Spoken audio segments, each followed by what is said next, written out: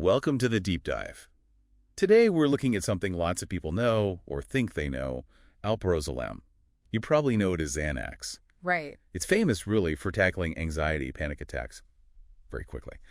But there's this other side to it. Darker, maybe, more complex than you might think. Exactly. And that's our mission today, to really dig into the source material, look at the facts, and uncover these surprising contradictions, the serious risks. Okay. Because the thing is, what makes it work so well, that high potency, the fast action, that's exactly what makes it tricky. It creates this potential for, well, misuse, rapid dependence, and really severe withdrawal. Its strength is kind of its biggest weakness. Okay, so let's unpack that a bit. How does it give that quick relief? Well, basically, it cranks up GABA in your brain. GABA. Yeah, gamma-aminobutyric acid. It's the brain's main calming chemical. Yeah. So alprazolam boosts it, quiets down that overactivity. That's where the quick calm comes from. Got it. Quick calm. But then, here's where it gets really interesting. That rapid effect usually kicks in within, what, an hour or two? Yeah. And it doesn't last that long in your system. The half-life is relatively short, maybe 8 to 12 hours.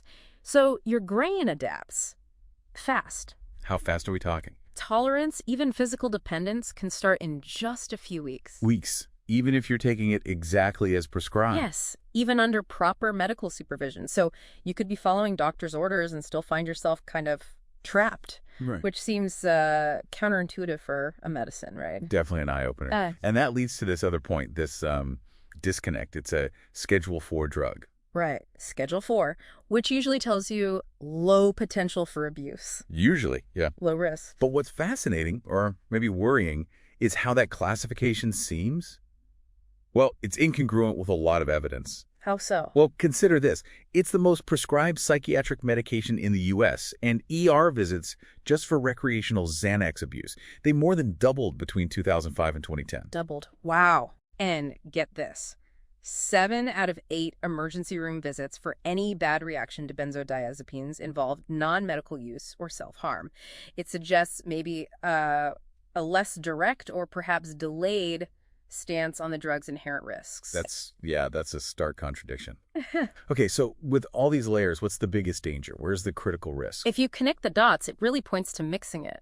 Combining alprazolam with other things that slow down your central nervous system. Like alcohol, opioids. Exactly. Alcohol, opioids, they all depress your system. Put them together with Xanax and you get this synergistic effect. It multiplies the danger. Profound sedation, coma, stopping breathing, death. Sounds incredibly dangerous. It is. Look at the stats. Nearly 93% of benzo overdose deaths in 2019-2020 also involved an opioid. 93%. That's huge. And now there's this growing worry about fake Xanax pills, counterfeits laced with fentanyl. Plus, something like 40% of people dependent on alcohol also abuse Xanax. So that polysubstance danger, it really redefines the main lethal risk here. Okay, that covers the immediate acute dangers. But what about using it longer term? What does that do to the brain? Yeah, this raises a really important question. The long-term effects. They're concerning. We're talking significant cognitive impairment. Like memory problems. Memory problems, definitely. Trouble concentrating. And research even links prolonged use to a 50% increased risk of dementia and Alzheimer's. 50%. 50, which suggests, potentially permanent neurological damage.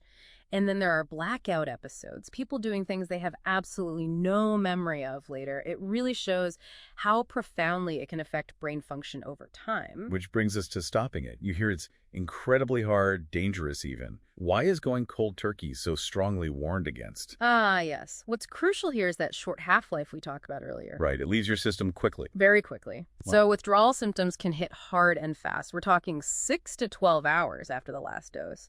And they can be severe, even life-threatening. Like what? Things like grand mal seizures, acute psychosis, delirium, serious neurological and psychiatric events. Wow.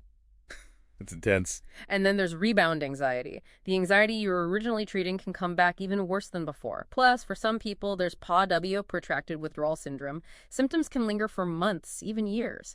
It creates this powerful physiological trap. Makes stopping on your own incredibly difficult and, frankly, dangerous.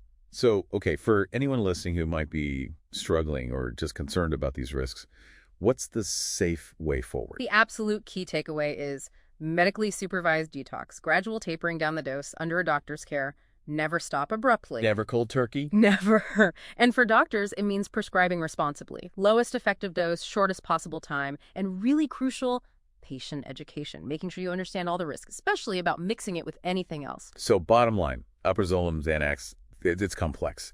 Potent medicine, yes, but with significant risks that are maybe often underestimated, especially with misuse, mixing, or long-term use because of how deeply it affects the brain. Absolutely. And maybe a final thought to leave you with. Knowledge is really most valuable when it's understood and applied. Think about how many medications we might take, assuming they're safe, without really digging into their full story. Right. Successful recovery, or even just safe use, isn't a single event. It's a sustained journey. Physiological healing, yes, but also psychological retraining, social support. So we encourage you, really assess the medications you use, ask informed questions, and always, always ensure safe storage at home.